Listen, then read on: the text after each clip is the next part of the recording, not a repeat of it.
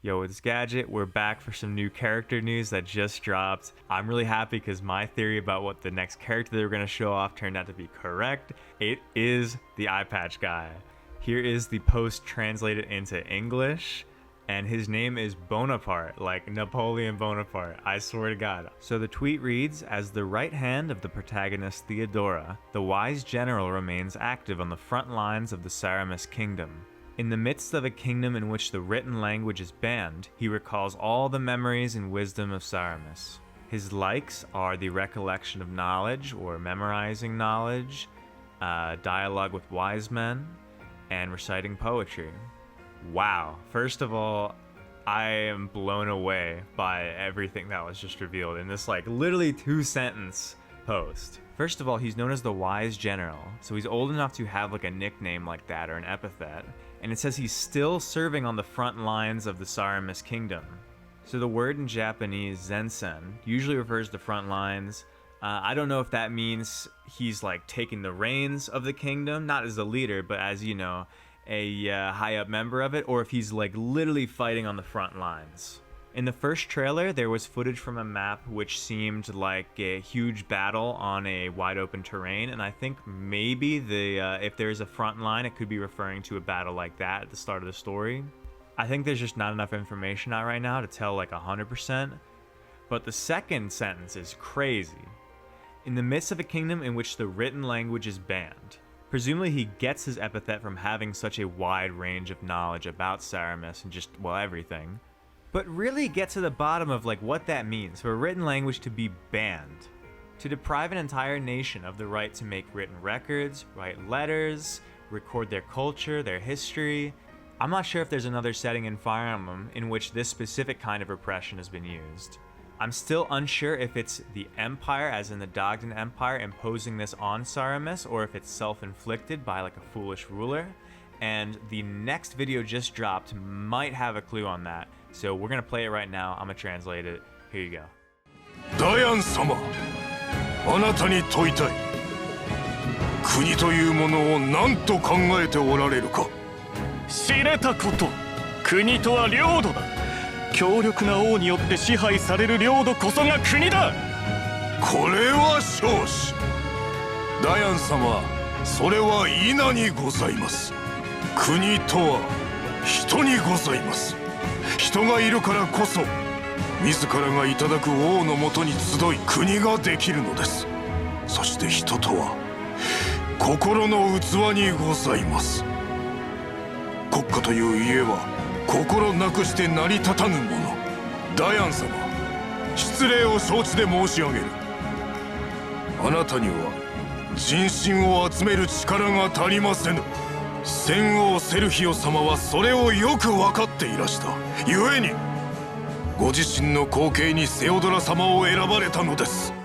I went into this clip thinking about the lack of SARAMIS's right to literacy, and I went away thinking about what constitutes a nation. This cutscene is the best dialogue shown off for the game so far, and honestly better than the writing of probably several Fire Emblem games. I want to go over 2 lines real quick that I had trouble translating and give you as many ways to view this conversation as you can. The first line is, a nation is people.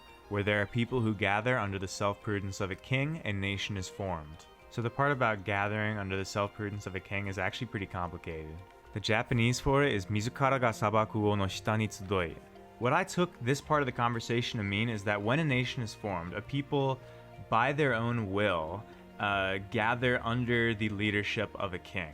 And by their own will, this king presides over them. However, the phrasing of Mizukara ga sabaku wo could also mean a king who watches over themselves or has good self-judgment or something like that. So yeah, this could just be a limit of my own grammar knowledge, but I still think no matter what he's talking about is very clear. It draws a sharp distinction between Diane and him, who is presumably the current king of SARAMIS. The second line I want to talk about goes like this. Accordingly, people are the vessel of the heart. A nation cannot stand without such heart. So the second part of this, a nation cannot stand without such heart, has a part in Japanese which I found pretty difficult to translate. Yeah, the sort of difficult part is this kokka toyu ie wa. I just ended up calling this just the nation, but what it really means is like a home known as a nation. I thought translating it as like a home known as a nation cannot stand without heart sounds kind of odd. And the character for home could also mean like a royal house, as in the royal family of SARAMIS, for instance. So when I was writing it, I was like sort of wondering if I should phrase it like a sovereign's home cannot stand or the sovereign house cannot stand. But yeah, I think I'll leave the tough decisions to Nintendo of America. I'm just one guy who's like trying his best. But seriously, I think this Bonaparte guy has shot up to being like one of my favorite characters in the game, just off of this one conversation itself. Just in this conversation, he so thoroughly contrasts his viewpoint with Diane's, and at the end, connects it to the late King Sergio's will. Also, I'm pretty sure it'll be translated Sergio. Sergio is usually like Sergio translated into Japanese, so yeah, let's move on to the next clip real quick, which is a battle clip. So it says, during battle, he can use swords and magic to deal with various kinds of enemies. And like a true wise general or knowledgeable general, he can use combat arts to raise the stats of his teammates. Anyways, roll the clip.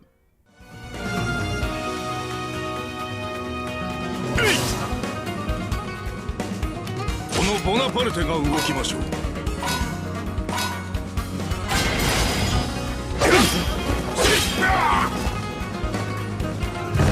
サラミスの誇りにかけて。こ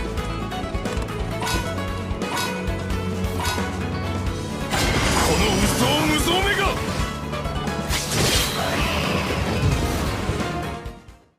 Okay, first of all, I think it's just interesting that the base like mage class in this game across all three of these characters is just Majinaishi. It's just the same one, not mage. I said this for Fabio as well, but I just think it's interesting. In the clip itself, he uses a bronze sword and the wind magic spell, and he uses these on these sort of like skeleton enemies that seem like they're brought up from the dead. This continues the trend of having like non-human enemies in these individual chapters.